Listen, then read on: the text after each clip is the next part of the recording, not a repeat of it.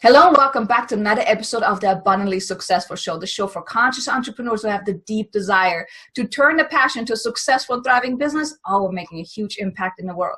I'm your host, Kay Sanders, also known as the creator of possibilities.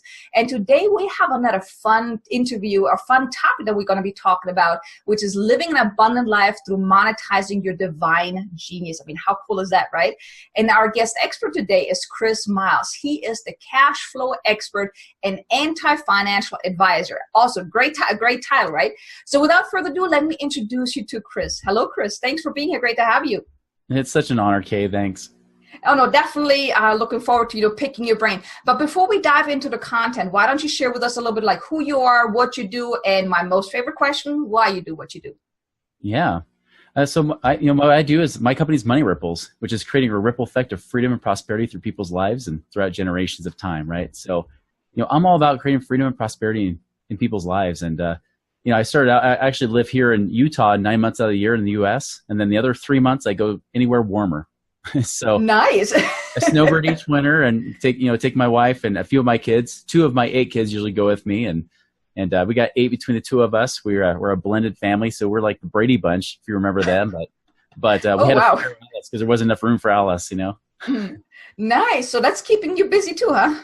It sure is, yep. So, I probably have a busier home life than I have work life. I only work like 10 or 20 hours a week, but my home life definitely can get busy.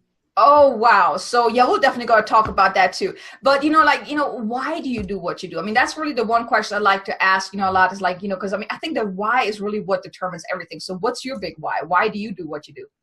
Yeah, it's really to raise hope, to get people above and beyond the standard, to raise that bar in their life, to not live a mediocre life, but a life of truly of freedom and prosperity, something that is a life of abundance, something they can actually appreciate and love, and do what they love and be with those that they love. I mean, that's really why I do what I do. And that ripple effect, that's what I'm here to create. And if I can help create little mini ripple effects in other people's lives, that just spreads across the world, Yeah, I mean, I love that. I think even if we can just impact one person, that person can then impact someone else and someone else and someone else. So yeah, I totally get what you're saying.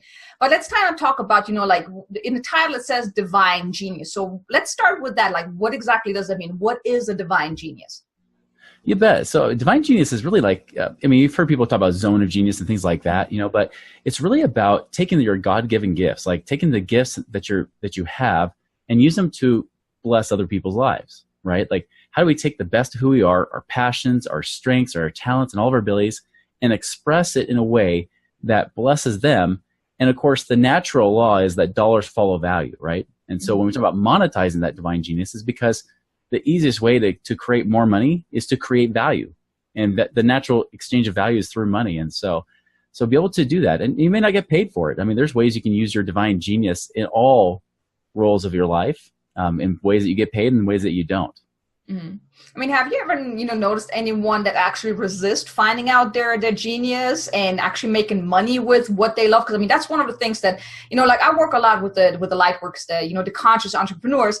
And oftentimes I hear like, well, I can't charge for what I love to do. I mean, I'm so good at what I do. I love helping people. How can I really charge for that? I mean, have you ever come across that? Yeah. More so in the Christian space, not so much with other people that are just normal everyday people, but people that are really think that they have, these gifts from God, but they're like, yeah, but I can't charge for that. Like this is something from God. It's like, well, how in the, why else would people pay you? We don't pay you for what you suck at. We pay you for what you're awesome at, So of course you're going to use those gifts. And so I have to sometimes bring the common sense, back to earth and say, no, come back. This is what you're here to do. Yeah, you can make money doing that, but in fact, why do we believe that we have to do something we hate to make money? I mean, who taught us that, really? I mean, that's just a ridiculous concept to think that we got to struggle and suffer and just, destroy our lives in the pursuit of money. That's dumb. We should be doing something money should be a natural byproduct of doing what we love, and doing something we do really well that people want us in their lives. They know that they exchange money because they say, well, how can I get more of your time or more of your talents? how do I get more of that in my life? I mean, that's all it really comes down to. Because I mean, like, if we actually would do what we love as a job, we wouldn't have a problem taking the money from our employer, right? So No. why do you think is it such a big difference, doing what we love as entrepreneurs and, requesting money for us versus, working what we do, having a job doing what we love and actually just getting paid from the employer? So can you give me some, your insights on that one? Yeah, there's a difference between freedom and security, right? Like most people go do a job for security, and you think about like security, if you want to look for the best place for security, go to prison. I mean, they have maximum security facilities, right? Yeah. They give you 3 square meals a day. They tell you exactly what to do, when to do it, when you can go to the gym, when you can go outside and play, when you have TV time, when you have to go back to your cell, when you sleep, when you eat, everything. They dictate your whole life. And when you work for an employer, it's kind of like that, right? Like, you're like, okay, they're going to dictate my pay. They're going to tell me what they think I'm worth, which really, by the way, if they pay you at X dollars, they believe you're worth more or they would never pay it. And the reason you accept that money is because you believe you're worth at least a penny less or you would never accept it either, right? Mm-hmm. And so when all of a sudden it comes down to you making that determination to say, hey, now I want to charge for my gifts and my services and those sort of things, then people get all tripped out because they think, well, what should I be charging? Especially because I would do it regardless of the money, which, I mean, I do too. Like, I've actually been able to retire twice. I don't have to coach a single person. I do it because it drives me every day. It gets me out of bed. And of course I'm going to charge for that time. Like you should. Like there's a huge benefit for both parties when you do. Mm-hmm. So yeah, I think it's hard for people because they don't want to choose freedom because freedom, it means more responsibility. Freedom means that you got to actually take charge and accept the good and the bad. Where if you're in a place of security, you kind of just relinquish it. You become a victim to circumstance. You just say, hey, you know what? This is just the way life is. This is what they'll pay me, and this is how I work. And it's a very different feel. And so you got to untrain your brain to go from security to freedom to really have that prosperity and abundance. Yeah, it makes total sense. Like one thing I would like to kind of just touch, and you kind of like just touched on it like really, really briefly. And I think it's very important that we draw that out as like you mentioned, like, it would have some like downsides, like if you don't charge for what you love, because I mean, especially like in the service industry, in the coaching industry, or, those type of industries, I believe we do a disservice to our clients if we don't charge. Mm-hmm. Right? Because I mean, like, I had like when I first started out, I really barely charged, because I mean, startup coach, I didn't think I can actually charge for what I do. And I had a client, I only charged like $50 an hour. Well, you also saw the effort that she put into the work compared to someone that pays me $1,000 a month. So, I mean, can you maybe, go a little more into detail on that? You bet. It's funny because I played with that first because in 2006, that was the first time I was able to retire because I realized I had streams of income coming in that I didn't have to work anymore, which was weird. I was only 28 years old. I didn't know what I wanted to be when I grew up, so to speak, right? So I'm in this place and I'm trying to figure it out. And people kept coming to me because I was able to retire, but I kept it really quiet. I wasn't marketing or anything. In fact, when people asked me what I did, I'd say, because I didn't know what to tell them, I didn't know how to tell them what I did. So I just say, I sell drugs. Just to buy time, just to make them laugh. And they're like, no, really. And it'd buy me time to think of what the heck do I do? Like, I don't know. Like, I'm making money from referrals a little bit and some things from business streams. But it was kind of hard to describe. Right. And so it was funny because people came to me and they said, well, I just feel like there's something you have to teach me. Like they called me out of retirement. Right. It's every time I try to retire, people keep calling me and pulling me back out. And I think part of me is me pulling me back up because there's that drive to serve, right? And I remember the first time I was like, cool, I'll do it for free. And when I did it for free, nobody took action. They're like, oh, that's amazing stuff. And then they did nothing. I'm like, I just wasted time. And then I started charging like $500. And even then they wouldn't take action. And ironically enough, the more I've charged people, the better the results they've gotten. And I think there is something about that. Like when you have skin, when somebody else has a skin in the game, they're exchanging with you. And there's a great book called by Rabbi Daniel Lapin called "Thou Shalt Prosper," and he actually talks about the Jewish mentality around money, right? And he actually talks about that concept that when you give money to people, it's actually saying thank you. It's not saying you better do what I ask, right? It's like thank you. Like there's an exchange where both parties like thank you. We need this. We're exchanging for something of more value than what we're exchanging, right?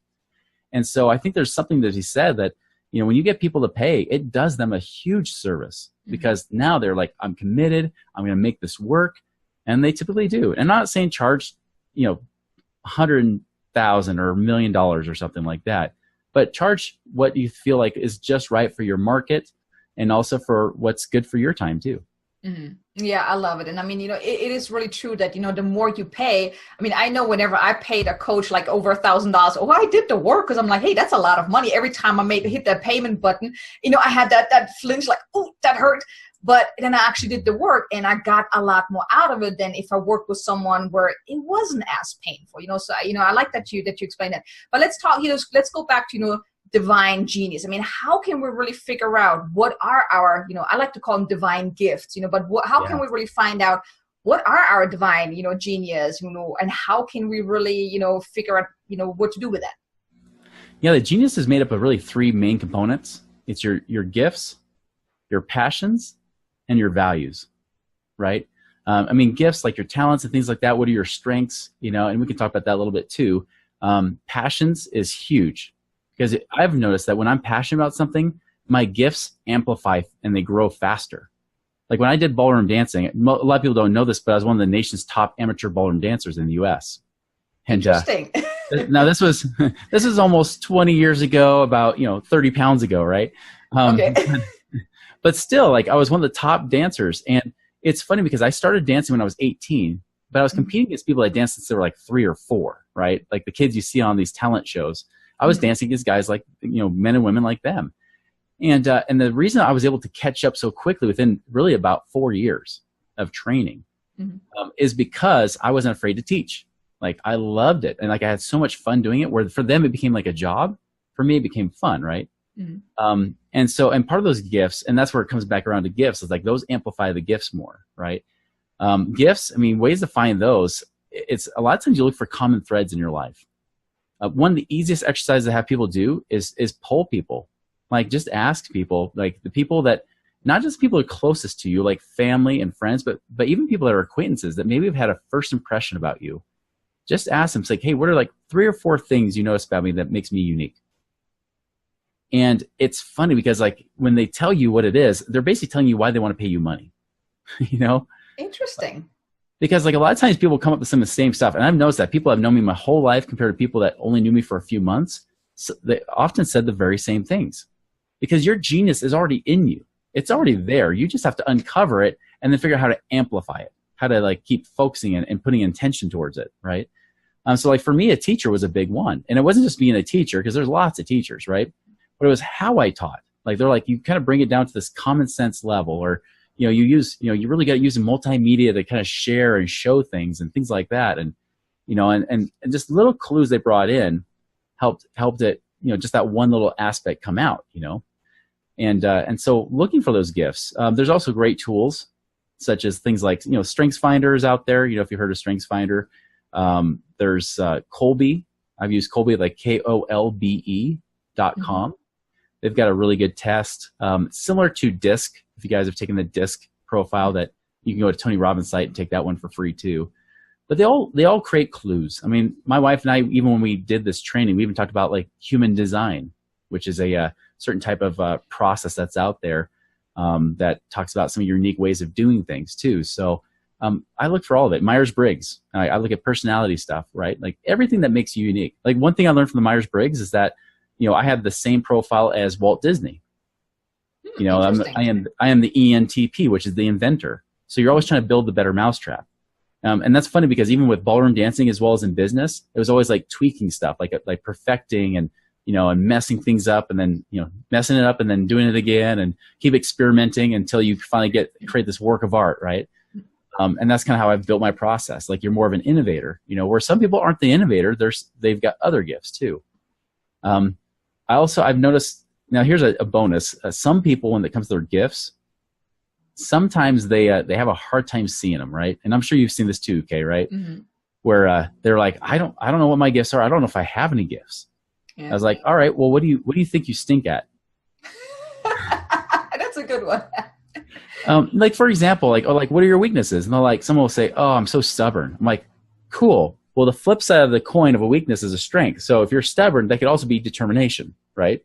Mm-hmm. You know, to flip that around. Or someone would say, you know, I'm horrible at speaking. Well, great. Are you a good listener? Yeah. And I have a lot of people that'll say like, yeah, but how can you make money listening? I'm like, I don't know. Just like everybody.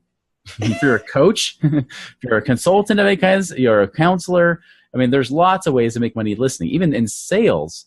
So the best salespeople are listeners. So you know, don't tell me you can't make money with listening. You know, like there's a lot of ways you can do it. So it's just one aspect, right? So there's a variety of ways to find your gifts. But the biggest thing is just finding them, being aware of them, and then turn the volume up on those. Mm-hmm. Well, one of the things that I, came across a lot is like, I mean, a lot of the clients that I work with, also a lot of the listeners, they are the conscious entrepreneurs that have that spiritual gift. And a lot of the times what I have seen is that, they're resisting those gifts. They're resisting really implementing, embodying those gifts, like becoming their gifts and really taking that. And, even what you just said, listening, you can be a good listener if, you're not a good speaker or whatever. But so that's a gift. But, I've seen many times where people really resist embodying those gifts because guess what?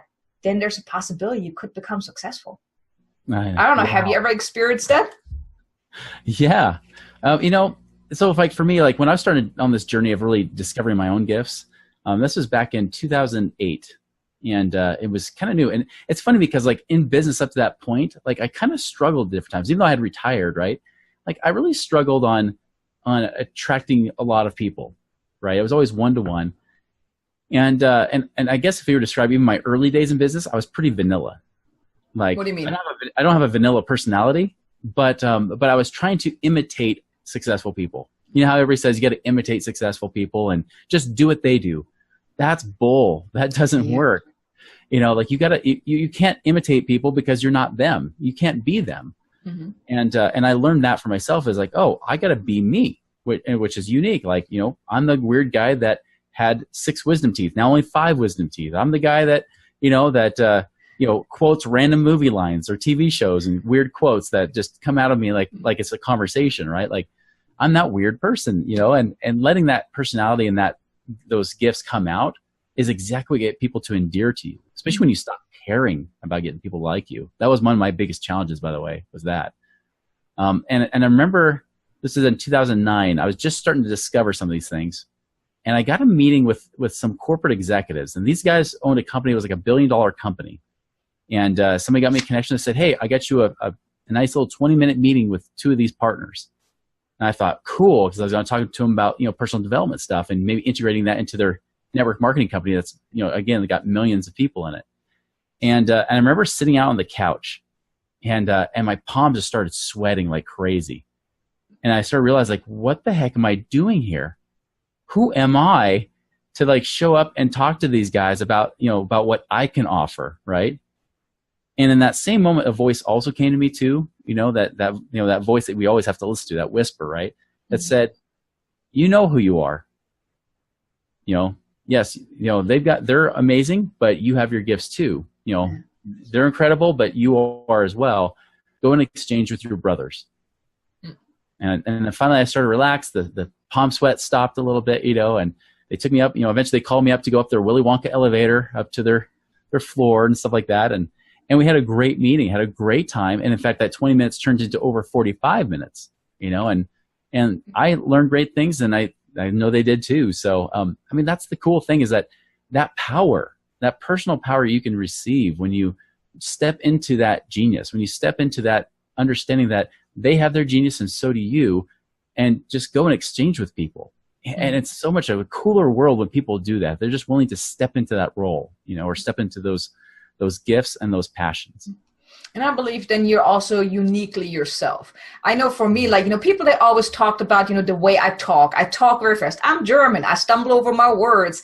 Even like when I first came to the States, like the way I talked was very monotone. So people always said, you sound rude. Someone even told me I should go do work with a speech coach. I'm like, you know what?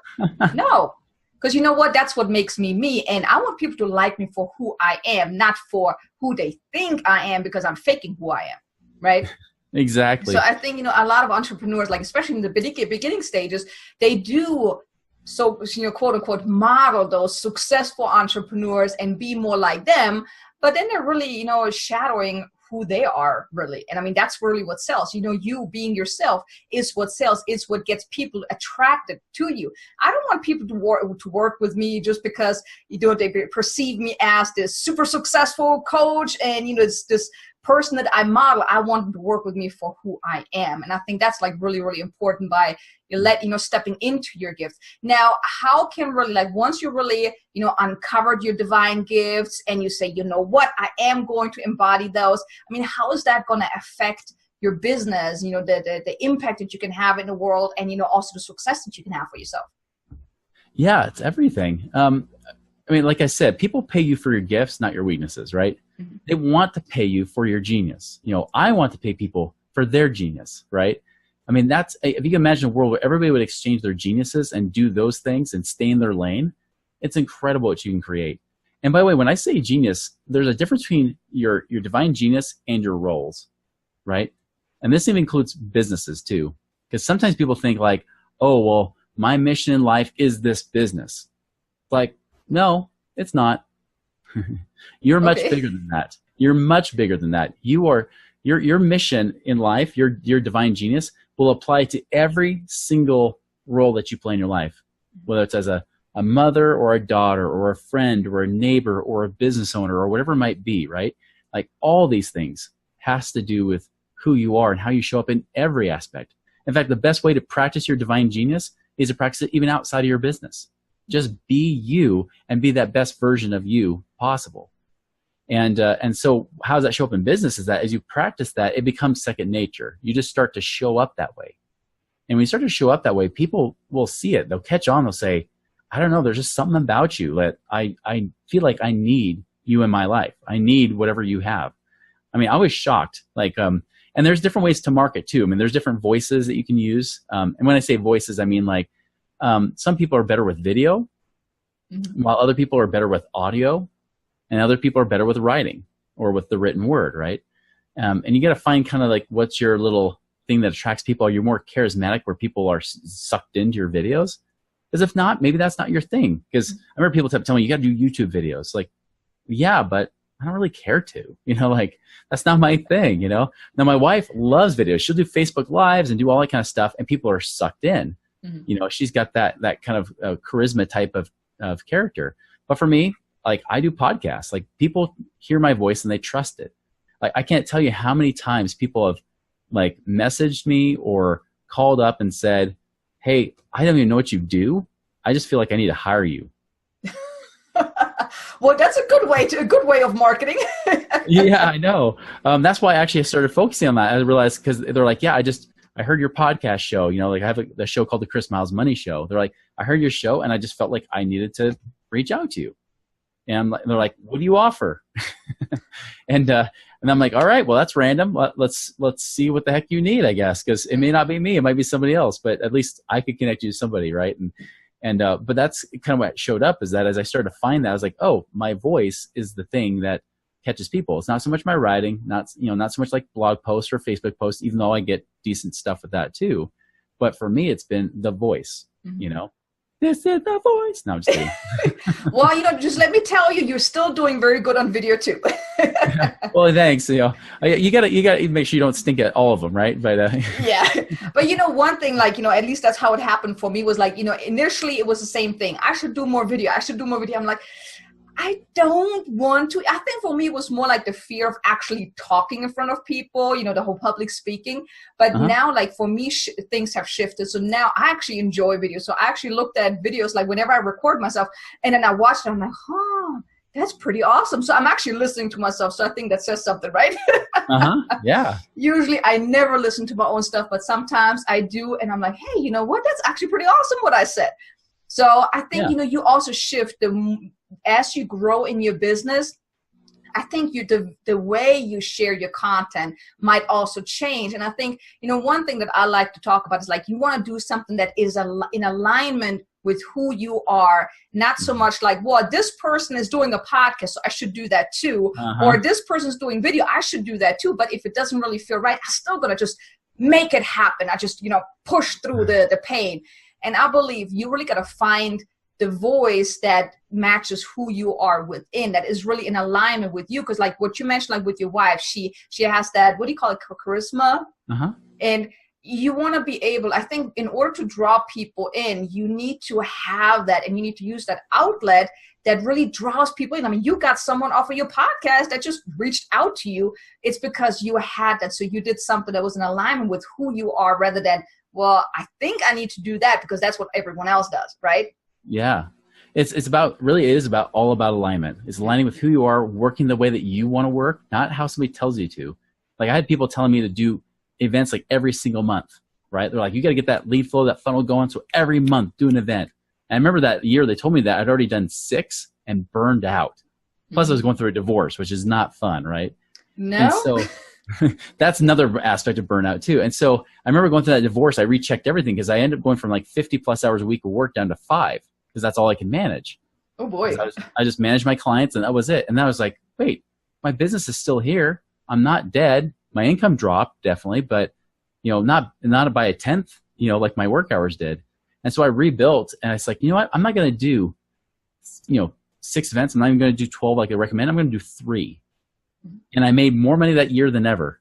And now I do like 2 events a year, and I do it from my home, and I don't do mass market at all. In fact, I try to tell people to not come. I try to be more exclusive. So is that your secret to marketing? Don't come, and then a lot of people come? There's a reason I'm an anti-financial advisor. I'm also an anti-marketer, right? And it works. Like if you do the opposite of what a lot of people tell you, especially if everybody's trying to all do the same things, I usually try to run the opposite direction. Because if everybody looks like little carbon copies of each other, I want to be different, right? I want to stand out. And that's partly my personality too, but I think there's something to be said is that, you want to do it your way. Something that aligns with who you are and how you operate and work. And it really takes time, like you said, like it just takes time and effort to figure that out. And then really focus on figuring out what people want you for, like what is most valuable to them. Focus on the problems that are out there that you hear complaints about that's not being served, and how you can uniquely use your gifts and your passions to fill that need or those problems, right? Like for example, early in my business, when I became the cash flow expert, it's because I was going through my own crap. Right? Sometimes your mess becomes an awesome message. Yeah.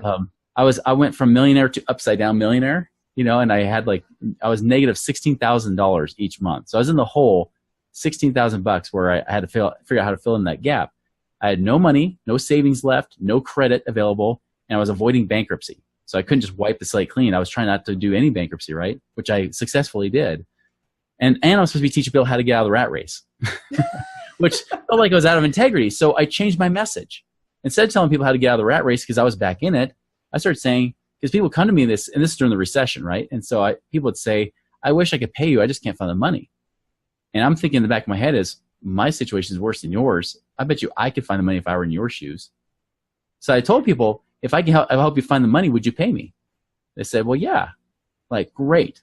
And so I started that way. And that's how I started out. And like when I find creative strategies to free up cash, because I had to learn it myself through personal experience, right? Not to mention I've been working with clients already for years. Now I was able to create some cool strategies. People are like, whoa, you found an extra $1,000, $2,000, $3,000 a month. Like, this is awesome. It's like, yeah, cool. Tell your friends, that kind of thing. And so it built from there.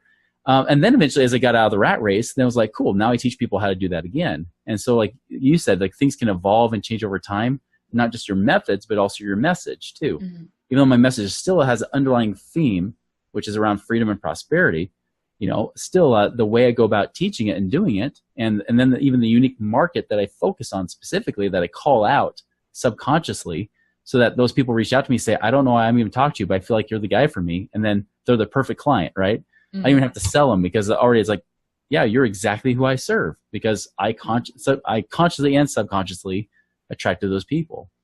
So it's all about alignment. Everything's about alignment. One thing, one thing that I kind of want to point out as well is like sometimes, the struggles that we're going through is exactly what we're here to do, to actually help other people. I mean, there's so many people, they see those struggles, those dark times of their lives as something that happened to them. That's like, that big, dark thing in the corner. But I like to look at it more like those things are happening for you, because if you look at it from the point of view, what can I learn from this? I mean, even like probably from your divorce, I'm pretty sure you have learned some valuable lessons from that too, that you could probably, pass on to other people. But I've seen a lot, like they really complain about their story, they're so stuck in their story, instead of saying, hey, this stuff is happening for me because it made me a better person. It maybe even helped me uncover some more of the gifts that I never even knew about. And guess what? Now I can use that to bring it to the world. I know for me, it's like I keep, developing more gifts, and I keep telling the universe, slow down, I need to catch up. But it's, like I think those things are really happening for you because you have that bigger purpose in life to help people. Yes. And I think it's like so important for us to really be open to that, and then really allowing that to become part of us, so we can then make a bigger difference. I mean, you used whatever struggle you had to help other people, and then you went back to what you did before. So I think that is super powerful. But now, how can we really bring it down to like, how can we create an abundant life without, overworking ourselves? Yeah, really, like what I referred to, or I kind of hinted towards, that divorce, that was like my second big life turmoil, right? So like, going $1 million in debt, that stunk. That was 2008, 2009, not a fun time. But the next hardest one for me was 2015, right? When I went through that divorce, and it got me to strip away. And so if I were to go back to that moment again, when I was working 5 hours a week, I started getting to the point, I'm like, okay, I can't keep doing this forever. I got to rebuild. And so I remember my inbox was just getting super full because I was ignoring my emails, right? Like, and all that stuff. So I started with my email inbox, and got through that. And I started really asking myself, I said, what are like the most productive activities I could be doing? Because, I was going to like the National Speakers Association, and I was going to networking events and different educational events, and, and doing, who knows what. I was blogging and doing this and this and this. I mean, everything, all these little busy type of aspects that, they're bringing different aspects of business to me, but they were spending a lot of time. I was spending a lot of time doing it. And so I really cut it down. And so if you've heard of Pareto's principle, the 80-20 principle, right? I went for the Pareto's principle of the Pareto's principle. I went for the 80-20 of the 80-20, which is more like the 4-96, right? Gotcha. So even with my clients, I'm like, well, who are like my best clients, like top 4%? And you can start with the top 20 and then narrow it down. But I went to like, who are my top clients that I've had? What do they have in common? What do they like? How can I put all my attention and energy towards that versus towards trying not to attract what I don't want, right? Like, or people that are taking more energy, and that really, yes, I can serve, but they're not who I want to be serving. And I started honing in there, and then it's like, okay, what are these people? All right, well, they're not at any of the networking events I'm going to, so scratch that. I'll save like 5+ hours a week, and plus travel time, that might be like 10+ hours a week, right? And started just doing all of that and just rebuilt. And when I realized I can have a very successful multi-6-figure, even 7-figure business at 10 to 20 hours a week, I was like, cool, this is awesome. And it was just about paring down, just like what's really the essentials. So for me, in my own personal schedule, using my gifts, my genius, and combining with what we talked about earlier with your unique way of presenting that message, for me, I basically coach and I do my podcast show. And I finally increased the podcast show to twice a week because I had too many people say, I already binged all 200 of your episodes. How can I find more? It's like, no. And then more people that were great for me to interview too. I was like, oh my goodness, I've got good people. So, I had to like, if I'm going to have an interview, might as well have me too. And so that's what I did. I was like, okay, let's do that. And I focus on that. And I do very few live speaking gigs anymore. I do I only have like 2 main ones that are like keynotes. And then one that I do is a mastermind 4 times a year. And that's pretty much it. That's all I do. Everything else I do from my home, and just, that's it. Yeah. It's very simple. So I simplified.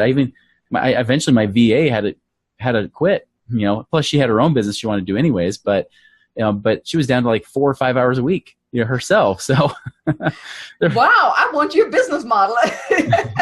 it was just about simplifying and paring it down to just what's essential. Like what is like, just like your own genius, right? Like I could try to do, I was the kind of person that was good at a lot of things, but not but I wasn't like exceptional at anything, right?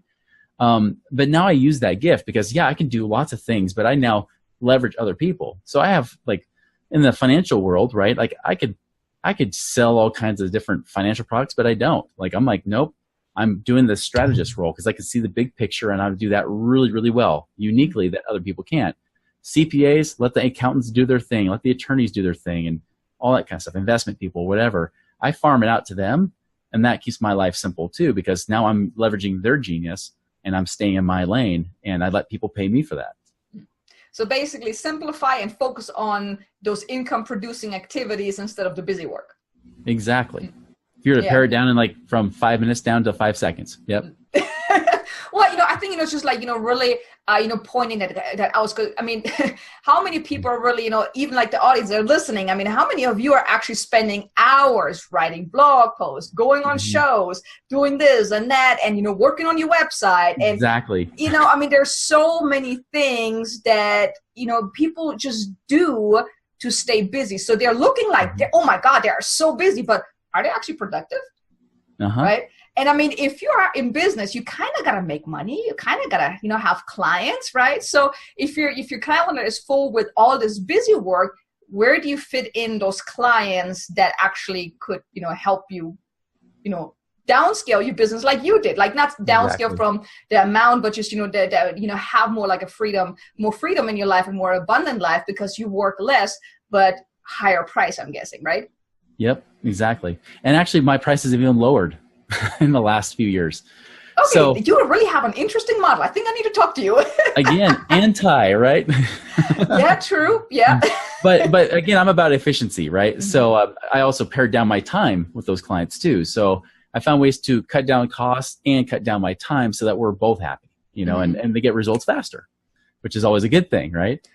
Oh, definitely.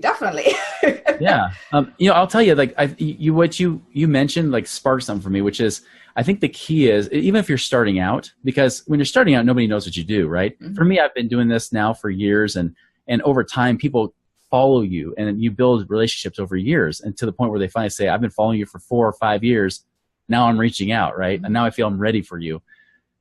Key with this is own it. Like own your genius. Like just don't show up from a place of ego. Don't come from a place of like, I'm better than everybody else in my industry. Don't do that. Even if it's true, don't do that. Just come from a place of like, hey, what I do, I'm awesome. And yes, so what they do, they're awesome. Because I'll tell you, my wife was actually my competition. Oh, interesting. So when I broke out and created Money Ripples about 6 years ago, I told, I broke from another company where I had a non-compete. So I had a kind of an uphill battle because I had to cut out all my relationships. So I started a new market. And he said, well, what market are you going to do? I said, the market that you hate. Women entrepreneurs in Utah. Because he's all about liking, working with men and stuff. So I'm like, I'll do women entrepreneurs in Utah because I know you hate Utah and you hate women entrepreneurs. So that'll be my lane. And I went into that space, and there was already a few other money people that had been talking and teaching for years in that space. But I kind of came in a little bit with guns blazing. It's like, here I am. I rock. I'm about cash flow. And again, it was about simplicity, like just saying, here's what I'm about. I don't have to tell them everything I do, but it's just like, I'm about cash flow, and now it's just like, it's like, I get you out of the rat race. I help get your money working for you so you don't have to work so hard for your money, period. Like that's it. Like if you can say in one sentence what you do and just own it, say, this is where I excel. This is where I'm amazing. I don't know anybody that does this like I do. And you stand out. And when you stand out in the marketplace, like it's so easy. Like I got people ask me to speak that didn't even really know what I did. They just heard through reputation, plus I was like building relationships. I was building more friendships. I wasn't just trying to be like, hey, send me business. I was like, I want to build long-term lasting relationships here in this group. And so I kind of just infiltrated, so to speak, within there, did some lunches and things like that. And the next thing I knew, within months, I got from a place where first 6 months, maybe I made 10, 20 grand. But then the next 6 months I made 100, right? And it wasn't hard because I came in, I owned my space and owned my genius. And And that's the thing. And I'll tell you, and even during that whole time, I had a 2-month spell of coughing because I was so self-conscious because I was putting myself out there speaking all the time. So it wasn't like I was flawless and like, here I come to save the day. Like it wasn't like that. Like I was just, I was doing that. I had all my self-doubts, but I still pressed forward knowing my genius. And eventually, as I started to find myself more and find my voice and everything else, self-doubts went away. I started being me, and people started liking me even more. The more I got comfortable with being me, the more they liked me too. So I didn't have to be like anybody else. It was awesome. And I mean, it also, brings up and I mean, I know like in the beginning stages, like, who am I? I don't have the self-confidence to go out there, share my message. But, like one of the things I always like, tell, and actually that's one of the videos I did as well for my solo show is like, you got to get out there and just, be who you are and share your message. And then the confidence will come, the opportunities will come, everything will start to just flow once you step into your own purpose, into, your like you said, your genius, and, just be who you are. And, also like what you said, like, own it, but more from a place of, being of service rather than like, oh, I got a big hit. I mean, I know I have my superpowers. I like talking about my superpowers, but I'm not going to come from a place like, I'm better than you, but it's so important that you really own it. And I love how you mentioned it. And I think we could talk about this, for hours. And I think we're kind of coming to the end of the episode. So, tell me, like, if anyone would like to reach out to you, how can people find you? Where can they find you? How can they find out more about you? Yeah, I mean, you can go to my website, moneyripples.com. And right there's even a free ebook, Beyond Rice and Beans, 7 Secrets to Free Up Cash Today, which is basically what I did to free up cash for myself to go from, in the hole, 60,000 in the hole every month to then prospering. So, in fact, the average person that I've worked with as a client has found about 35,000 a year using those same things. So if you're starting out as an entrepreneur, you need cash. You need capital to go and express your gifts. And so definitely that's a great way. That's a free ebook that's online. And check out my show, The Chris Miles Money Show. There's lots of little things I give on there too, like tips and strategies and things like that. Yeah, I don't think I have the link for that. So just if you can send me the link for your show so I can put it also with the show notes. Because, I think that would be a great way as well to tune into that. Awesome. And, Chris, thank you so much for being here. I mean, do you have any last words of advice? See, you blew my mind. I can't even talk no more. Yeah, I think the last words, I would just say, like, just own it, love doing it, and serve. That's really what it comes down to. If you're just to dumb it all down, it's just, own your genius, discover it, of course. That's how you can own it. Love doing it, like live it and love it. Let that passion come out. And then just focus on serving people, like just showing up to serve, like you had mentioned. And I think if you do those 3 key things, it's hard to beat anybody that does that in business. It really is. And there's little details and stuff like that can help. But if you just do that, you could be stumbling. You could be a stumbling fool or feel like you're a stumbling fool and still be making great money. Yeah. Well, I think that's a great way to end this episode. So, Chris, thank you so much for being here, for taking your time out of your busy day to be here to share all this great content. I mean, I know there was a couple, nuggets for me, and I'm hoping that, the audience are going to get something out of this as well. So thank you so much for being here. You're welcome.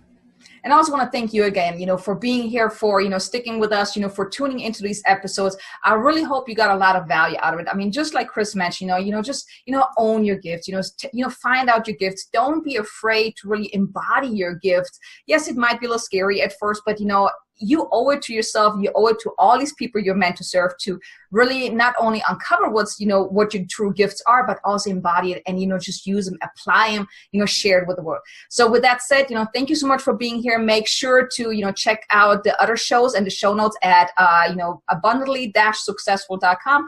If you like the show, like it, comment, leave a, share it with other people.